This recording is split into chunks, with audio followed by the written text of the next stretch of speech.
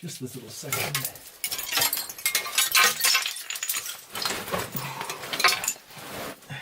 Okay.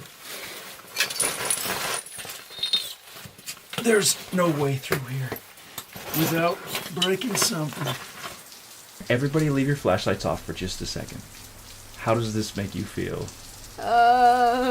Is it scary? Yeah. It's not scary. It's pitch black. We're in a cave. It's a bit shaded. Grace, you want to look around the seat real quick? Have a look back here. Hey, how's it going? Yep, we're going full hike today. Yes, Jacob is putting a message in a bottle for the cave. Yes. What does it say, buddy? I just drew a truck. Perfect. You need to put that in the bottle. I know, I'm staring at Uncle's feet. I'm staring at the snow.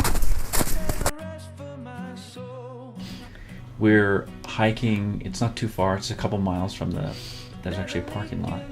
And you can take a snowmobile trail most of the way to these caves. There's a lonesome dove. Sometimes I just set up my camera and I walk. But it was a nice little hike. It's not very far. There's a sparrow. Bald eagle. Yes, it's an eagle. Did you like the entrance? Yes, it was fun because you had to slip through a tiny little crack and you had to jump down part of the way. What is the feeling of, like when you see a cave like that out in the wilderness and you see that, is that you get excited to go inside it? Yes. I start jumping around and can't help myself. So I just like, yeet! Yeah, it's easy for you. You were talking about how easy it was and we were all... So often we feel as if we have been somehow rejected by society, rejected by our core groups, rejected by our families. Maybe not fully rejected, but we don't feel like we're one of the core members of any particular social group. We feel like we live in the fringes on the outside. A lot of people feel this way. A lot of people feel like they have been somehow left out of the invitations.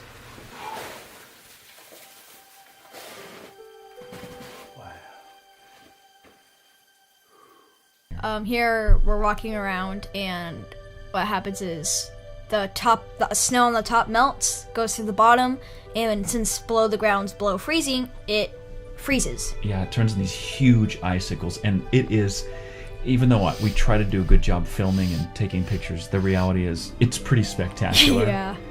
It's hard to explain how beautiful and crazy it is and how impossible it is not to break these things off because they're hanging everywhere. How was walking for you? The ground is covered in about 5 to 6 inches of ice, so you fall a lot. It's solid ice. It's really hard to get around. And we were... it's a little bit different for Jacob because his family, they're native Hawaiians. Maybe not native. No, They lived in Hawaii for a while. And when Jacob was in Hawaii, let me ask you, because what I kind of wanted to talk about is how sometimes we feel like other people are part of groups and we're just sort of stuck on the outside. You know, people feel that way about the whole world. We just always feel like we're somehow not fully accepted by the world. And you literally had some of these experiences in Hawaii where, tell me about that. Were you fully accepted into the culture or? No, not at all.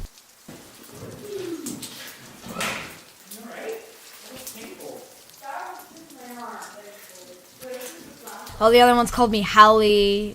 It's just like no one accepts you. Like at recess, I have no friends to play with because I'm white and they say they're true Hawaiian when they're not. They're just not. Jacob was so dark after a while. He has red hair and he looks like a Hawaiian with red hair. It's pretty funny.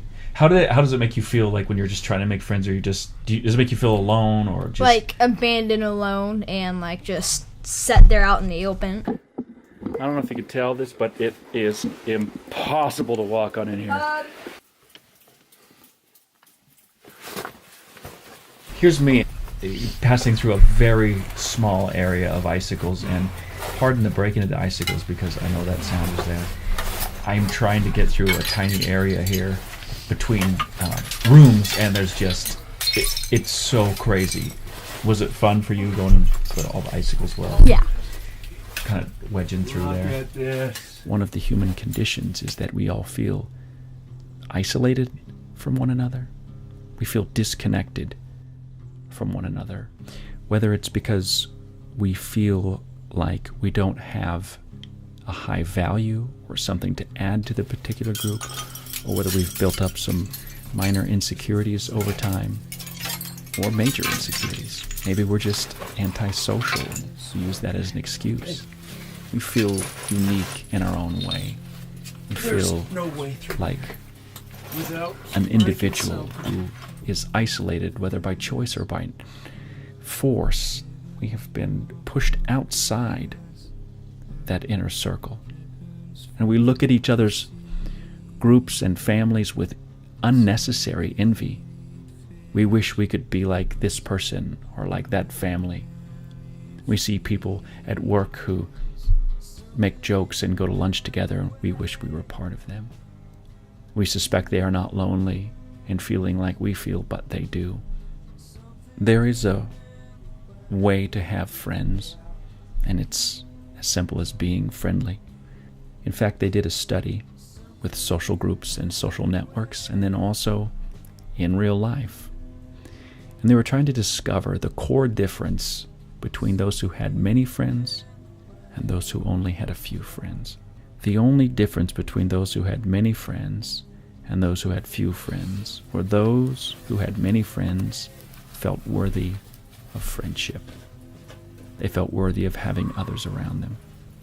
Now, this may not have been something they said plainly, like, I feel worthy or I feel unworthy, but this was the difference. People who have friends are friendly.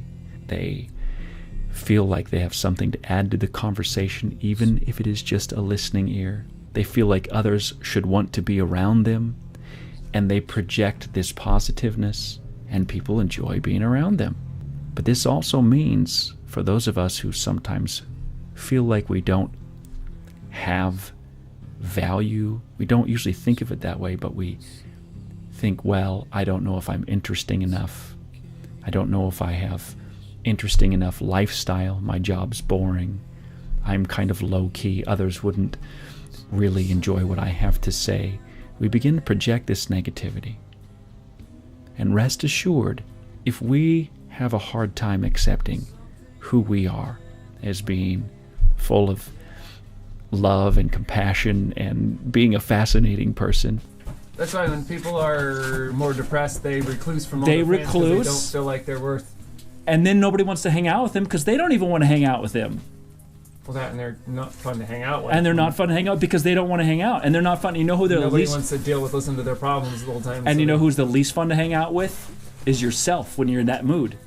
Grace, whenever you're in a bad mood, do you feel like... Is that hard for you to hang out with yourself? Yeah. I mean, are you like, oh... in a bad Yes. mood very often. No, I'm Well, like I'm in a overwhelmed mood. Yeah, sure. That's as bad as it gets. But then sometimes it's good to take time to be by yourself.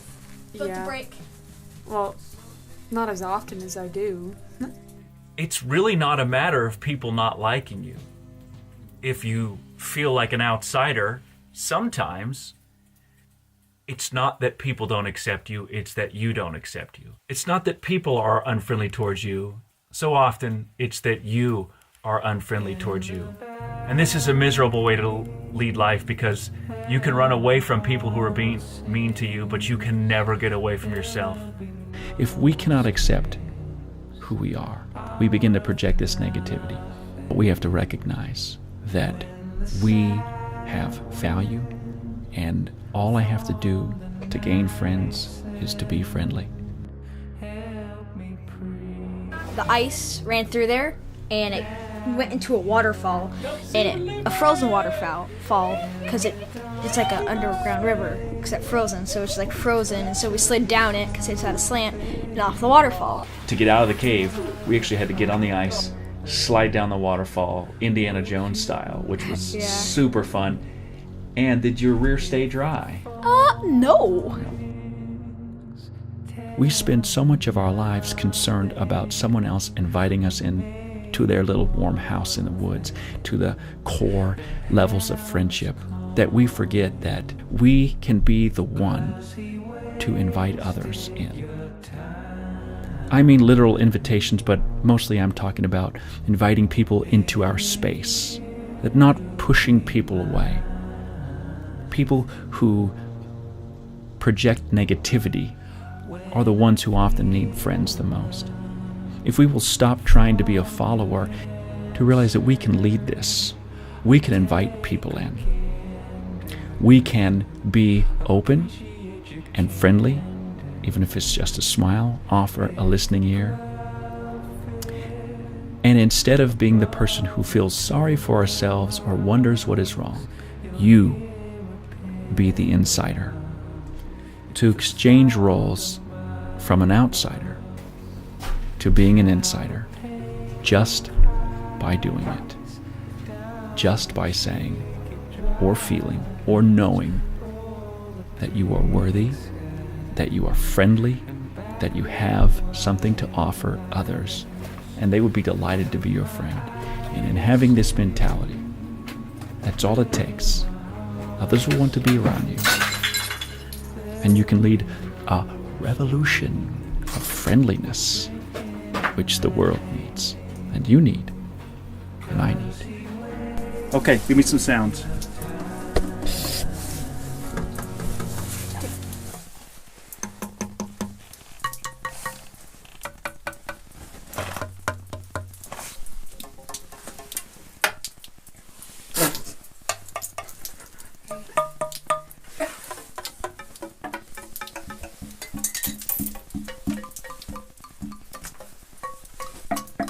In case anyone's concerned about the ice breaking, this stuff, once it starts raining and drips through, it formulates in like a week. And so whatever you break off will grow back in a week. And this grows, it becomes icy every spring. And then it melts, and then it becomes icy. It's a yearly cycle. Sometimes it becomes so icy you can't get in them because they're filled with ice. It will fill with ice. These aren't big caves. They're not huge. And these days, most people, they just, for some reason, they just don't go in them.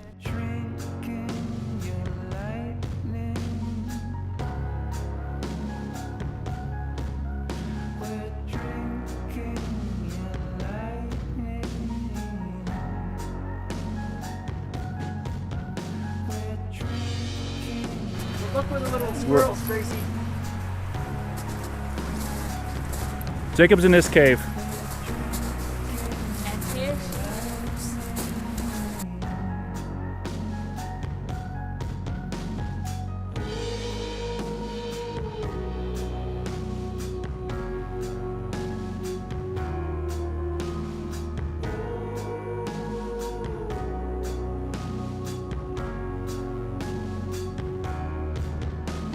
This was Jacob and I. We were walking the shaft. And what Jacob doesn't know is all you can hear is the sound of us going crunch, crunch, crunch in the snow. Yeah. You hear all of you climb and crawl and dig and film and just do all these things at the same time. I'm limited.